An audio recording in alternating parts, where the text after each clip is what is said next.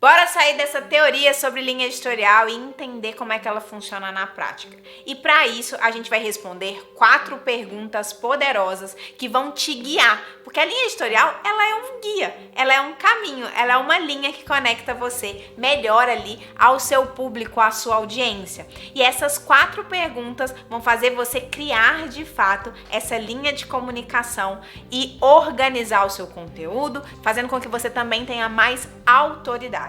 E a primeira pergunta que a gente vai responder é o quê? Que basicamente é sobre o que você fala. A linha editorial, ela delimita a sua temática. Ela vem como uma linha mesmo para falar assim, ó, Mari, você só vai produzir conteúdo sobre o que tá dentro desse quadrado. O que tá fora do quadrado você não fala não. Lembra da musiquinha cada um no seu quadrado, cada um no seu quadrado? É isso, é o meu quadrado. A linha editorial vai delimitar o meu quadradinho aqui, que é o quadradinho em que eu produzo conteúdo sobre o que eu falo. Porque pensa comigo, se hoje eu tô aqui no meu quadrado falando sobre marketing digital, você tá entendendo o que eu tô falando, eu tô aqui falando com você sobre marketing digital. Amanhã eu saio do meu quadrado e resolvo falar sobre pet, sobre como que eu cuido dos meus cachorros. Aí no dia seguinte eu resolvo falar sobre moda, sobre lookinho, falar assim, como é que eu escolho os meus lookinhos? Depois eu resolvo falar sobre maquiagem. Olha gente, hoje vai ter um tutorial de maquiagem aqui no meu perfil do Instagram. Pô, quando a pessoa pensar no meu nome, na Mari de Toledo, ela não vai saber do que eu falo. Ela não vai saber se eu falo de maquiagem, se eu falo de pet, se eu falo de look, se eu falo de marketing. Ela vai saber que eu falo de um tanto de coisa, mas que eu não sou especialista em nada. Quando você fica no seu quadrado, você se torna especialista em alguma coisa. O nosso objetivo é que quando a pessoa pense no tema do que você fala, ela pense em você. Então, quando pensar em marketing digital, você vai pensar na Mari. Mas quando você pensar em lookinho, em moda, você não vai pensar na Mari, você vai pensar em outra pessoa. Quando falar de finanças, você não vai pensar na Mari, você vai pensar em outra pessoa. Porque você vai pensar na Mari quando? Quando eu estiver falando do meu tema central, do meu quadrado. E aí é bem importante que você saiba qual é esse seu tema central. Lembra lá do nicho? O nicho é muito importante para isso. Dentro daquele nicho, onde eu estou localizada, sobre de que de fato eu falo dentro daquele nicho. Mas Mari, isso significa então que eu só vou poder falar de uma coisa? Não! Você tem o seu tema central e a gente vai ter os subtemas. É como se você tivesse um tema macro e microtemas que giram em torno daquele tema central. Pensa numa árvore. Eu tenho o tronco, que é o meu tema central. Os outros temas, que são os galhinhos, eles derivam do tema central. Não tem como um galho nascer sem esse galho ter conexão com o tronco. De alguma forma, ele está conectado com o tronco.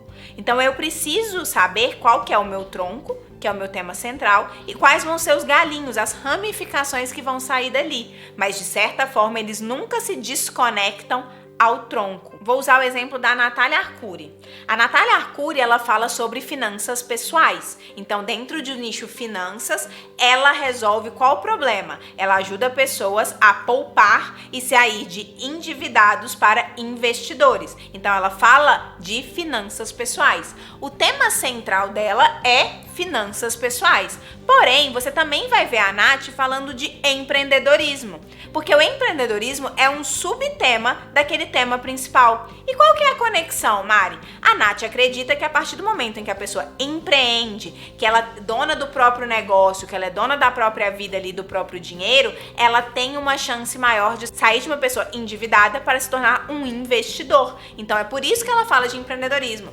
Percebe como conecta? Não tem nada a ver se a Nath falasse, por exemplo, de maquiagem. A maquiagem não estaria conectada ali ao tema central dela, que é finanças. Mari, mas eu já vi a Nath falando sobre maquiagem uma vez, mostrando ela se maquiando com os produtos baratinhos que ela usa. Sem problema. Ela tá trazendo ali um outro tema, mas ela tá tratando do tema central. Ela tá tratando do tema central. Ela trouxe uma referência de fora para falar do tema central. Ela não deixou de falar do tema central. Percebem isso? O que seria errado seria ela falar assim: oi galera, hoje eu vou fazer um tutorial de maquiagem para vocês, sem qualquer nenhum tipo de sentido, porque eu simplesmente estou afim. E de repente ela tá produzindo vários conteúdos sobre tutorial de maquiagem. E aí as pessoas não vão entender se ela fala sobre tutorial de maquiagem ou se ela fala de finanças. Você falar de vez em quando assim, um dia mostrar a sua roupa, um dia mostrar uma maquiagem, não tem problema nenhum. O problema é quando você torna isso uma editoria, ou seja, coloca aquilo ali como um subtema e produz um conteúdo específico sobre aquilo ali que não tem nada a ver com o seu tema central. Então tenha clareza sobre o seu tema. A linha editorial, ela de fato limita, ela te coloca dentro do seu quadrado. E você se torna uma autoridade quando você tem um quadrado para dominar. Se você não tem um quadrado para dominar, você não vai ser autoridade em nada, porque as pessoas não vão conectar o seu nome àquele tema presente naquele quadradinho. Então a primeira coisa que você vai fazer para definir a linha editorial é quais são os seus temas principais e quais são os seus temas secundários. Uma vez definido isso, você vai passar para a segunda pergunta poderosa para definir a sua linha editorial, que é o como. Eu costumo falar que a linha editorial tem muito mais a ver com o como você fala do que o que você fala. O como você fala está ligado à sua personalidade ou à personalidade do especialista que você lança.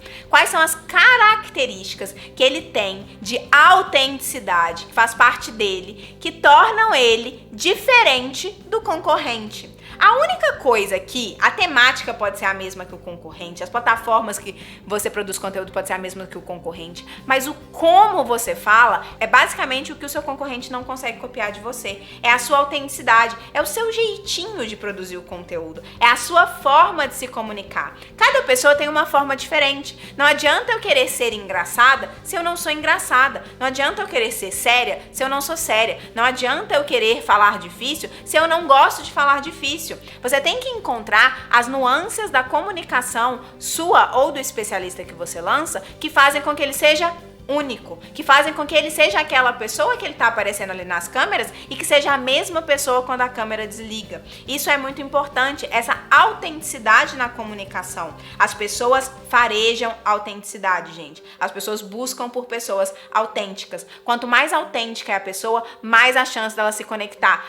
Algumas pessoas vão odiar essa pessoa. Tá tudo bem, faz parte. A gente não quer agradar todo mundo. A gente quer criar a nossa tribo, lembra? A gente quer criar a nossa comunidade e a gente faz isso sendo autêntico. E aí agora você vai ter que se aprofundar nessa questão da comunicação mesmo. Como é que o especialista se comunica? É uma pessoa mais engraçada ou é uma pessoa mais séria? É uma pessoa que fala palavrão ou é uma pessoa que não fala palavrão? É uma pessoa que fala mais baixo, que tem um tom de voz mais baixo? Ou é uma pessoa que tem um tom de voz mais alto? É uma pessoa mais grossa? É uma pessoa mais educada? É uma pessoa mais firme? É uma pessoa mais tranquila? É uma pessoa que se posiciona de forma mais forte, ou ele é uma pessoa que não se posiciona muito, se posiciona sobre política, não se posiciona, quais são os assuntos que a pessoa não quer tratar de jeito nenhum, quais são os assuntos que ela quer tratar de qualquer jeito. Então você vai encontrar as nuances que fazem a comunicação daquela pessoa ser única. Então aqui é a hora de mergulhar dentro de si ou mergulhar dentro do seu especialista e entender o que tem na comunicação e na personalidade dele que faz com que ele seja único. Que faz, por exemplo, alguém preferir o conteúdo da Natália Arcuri do que do Primo Rico, ou preferir o conteúdo do Primo Rico do que da Natália Arcuri, porque são pessoas que abordam o conteúdo de forma muito diferente, em que pese falem sobre as mesmas coisas muitas vezes. A Natália Arcuri é engraçada, ela não é formal, ela é zoadora, ela fala palavrão, ela não é uma pessoa de ostentar, por mais que ela fale de finanças, ela não ostenta, ela tem essa ideia de sempre mostrar que dá pra fazer muito com pouco, poupando, né? Dá pra ter uma boa vida, poupando. Já tem outras pessoas de finanças que gostam de ostentar, de mostrar a casa, o carro, o dinheiro, exatamente para poder criar essa ideia de você precisa ter o seu dinheiro para ter tudo isso aqui que eu tenho, e não é o perfil dela. Então, assim, são essas nuances da comunicação que fazem com que a pessoa prefira um player do que o outro. Então, você vai ter que encontrar esses pontos que fazem com que a pessoa seja autêntica. E uma vez que você definiu como, a gente vai para a terceira pergunta poderosa, que é o onde. E o onde é basicamente você saber onde você vai produzir conteúdo. Então, quais são as plataformas que você, ou especialista que você lança, vão estar presentes. Eu vou produzir conteúdo no Instagram, eu vou produzir conteúdo no YouTube, vai ter um canal no Telegram, vai ter um perfil no TikTok, vai estar presente no LinkedIn. Quais são as ferramentas que vão ser utilizadas para a produção de conteúdo? E não basta definir as ferramentas, tem que definir os formatos. Lembra que na nossa aula de YouTube e na nossa aula de Instagram eu mostrei os diversos formatos que existem dentro da plataforma? Então, por exemplo, no Instagram tem o Reels, tem o Story, tem o Feed. Então, quais são as plataformas em que o conteúdo vai ser produzido e quais são os formatos que vão ser explorados. E a última pergunta que a gente vai responder é o de que forma. E o de que forma está ligado à ideia de identidade visual, para você saber como você vai se comunicar além da comunicação verbal e escrita, mas a comunicação visual. A sua identidade visual faz parte da sua linha editorial. Quais são as suas cores? Quais são as fontes que você usa? A tipografia que você usa? Quais são os elementos visuais que você traz para sua comunicação? Existe alguma logo? São essas informações que, em que pese não estejam saindo da sua boca ou da boca do especialista, elas fazem parte da comunicação.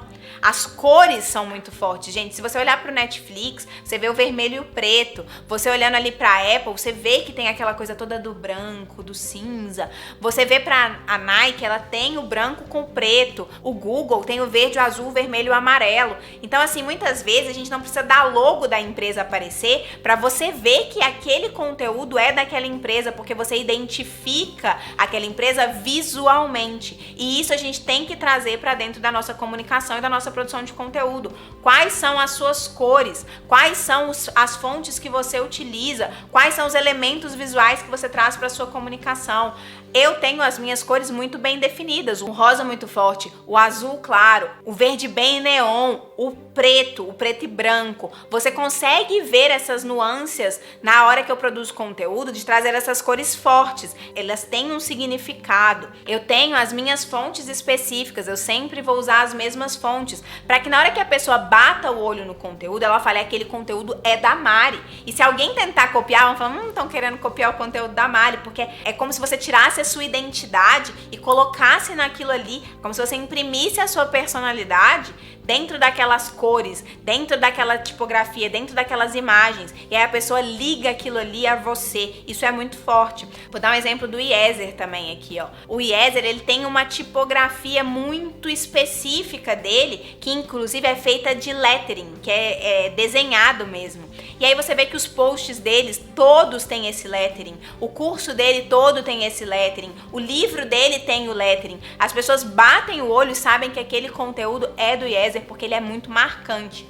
E isso começa simplesmente pelas cores que você utiliza. E a audiência tem que ligar aquelas cores a você. Então a primeira coisa, defina a sua paleta de cores. Cada cor tem um significado. Você pode pesquisar isso no Google, procurando por psicologia das cores. E pode também ter alguma cor que você gosta muito, como é o meu caso com o rosa. Independente da mensagem que o rosa passe, o rosa faz parte da minha comunicação. A parede rosa faz parte da minha identificação. As pessoas me identificam com a parede rosa, porque elas sabem que o rosa é muito presente para mim. Só que a cor do rosa, o tom do rosa da minha paleta, ele é intencional por ele passar essa coisa de ser forte, sabe? De ser marcante, de ser presente. Por mais que o rosa normalmente passe delicadeza, passe feminilidade, eu quis trazer um rosa forte exatamente para que ele não passe só isso, ele passe uma força embutida nele também. Então é ideal que você faça uma pesquisa dessas questões ligadas à psicologia das cores e defina aí a sua paleta de cores. E caso você depois queira mudar, gente, é super normal, mas você avisa a audiência, deixa a audiência participar dessa mudança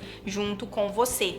E por fim, ainda no de que forma, o ideal é que você também crie quadros com a sua audiência. A gente falou de quadros quando eu abordei Instagram aqui com vocês, mas eu tô falando para você criar quadros para gerar previsibilidade na audiência. A gente não quer, com a linha editorial, tornar a nossa comunicação mais fluida e direta com o meu público-alvo. Se eu tenho quadros, eu crio previsibilidade na audiência do que esperar do meu conteúdo. E a linha editorial também serve para me organizar. Então, eu também consigo trazer previsibilidade para mim do que eu preciso produzir em cada dia.